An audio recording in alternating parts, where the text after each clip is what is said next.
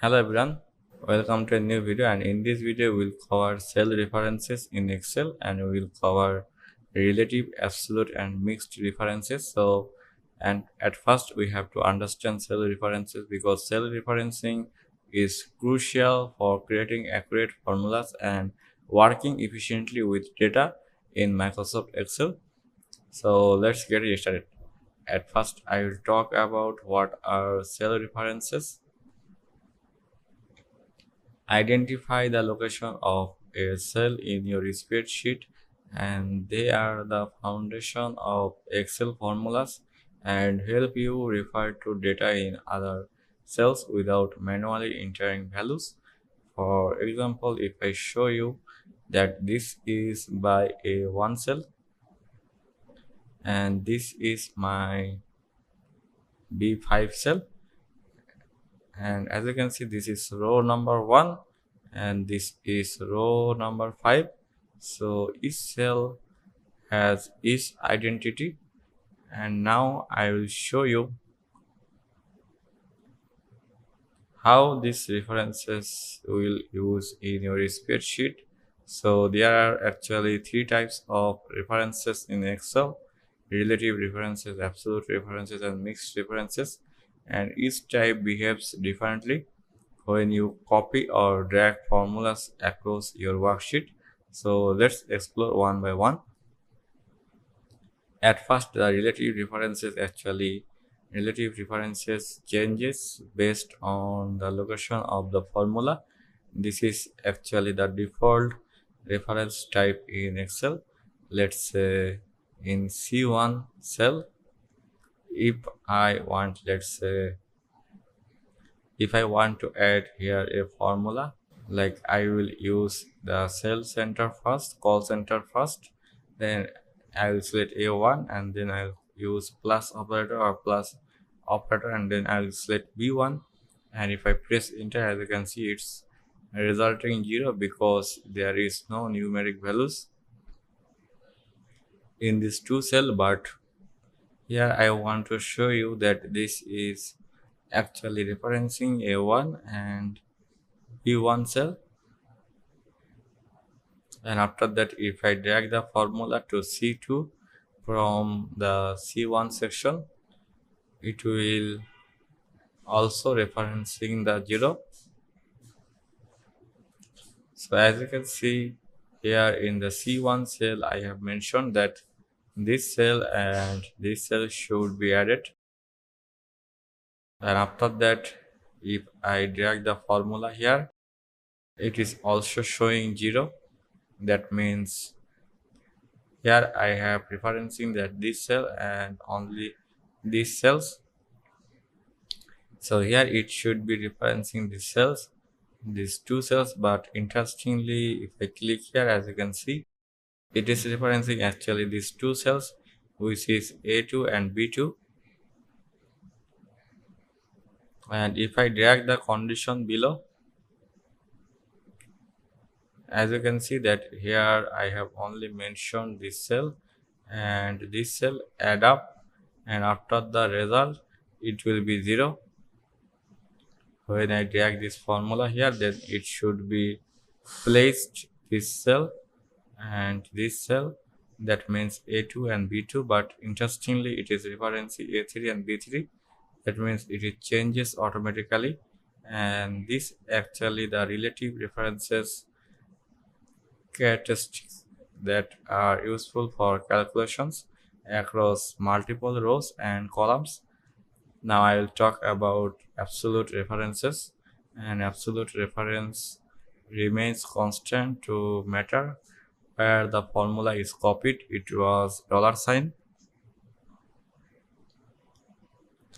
To lock the column or row, for example, if I always refer to cell A1, and let's say in this case here, if I want to fix this cell, which is A1 cell, so our main target will be that I want to fix this column.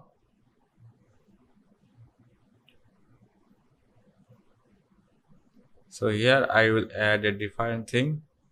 At first I will assign dollar sign, and then I will put a, and after that I will add the dollar sign again, and then I'll put the number of rows of this cell. So this is actually referencing the one cell, and if I use dollar sign here, that means this cell is now fixed, and the second cell, which is B1, it is actually changes automatically manually. Let's say here, if I add 10 and if I press enter, as you can see, it resulting 10. That means 10 plus 0 B2 is empty. So here it is referencing only 10. And if I drag the formula, as you can see, all answers are 10. So here we have references this cell plus this cell, that means A1 and B1. But when we see the relative references, if I select this, then it is referencing this cell and this cell, that means A2 and B2. But if A2 and B2 is adds up, then 10 will not come up because these two cells are empty. So let's say what happened actually, that this cell is A1 is fixed, B2 is changes,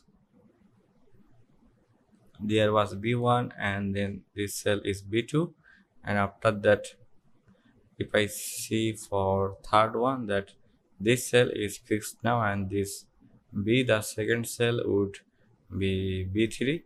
That means this is changing, but this cell is fixed. This is actually the example of absolute references. Now I talk about these references, misreferences. It makes a difference if I go to the formula. As you can see, if I add dollar sign before the column letter, then it actually locks the column A, but allows the row to change. But when we use dollar sign after the column letter before the row number, then it locks the row 1 but allow the column to change. So here I have used both, that's why this cell is fixed. Let's do it. If I remove the dollar sign before the column letter, then it actually locks the row. And now if I press enter and I will drag this for other,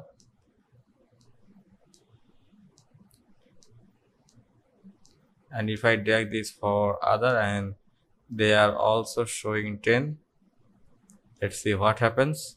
This cell is locked and this cell is locked, because as you can see, actually this row is locked because after the column letter, if I use dollar sign, it actually lock the rows. Actually row number 1 is locked.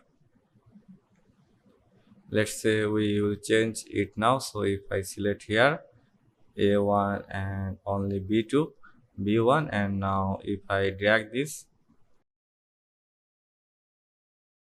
then all other numbers or other formulas for this cell or this section will be 0, because it will be then referencing only the relative references.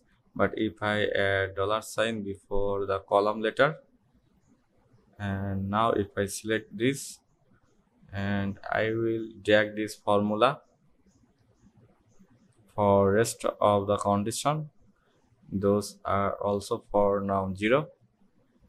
If I see that this column is now fixed, and if I go to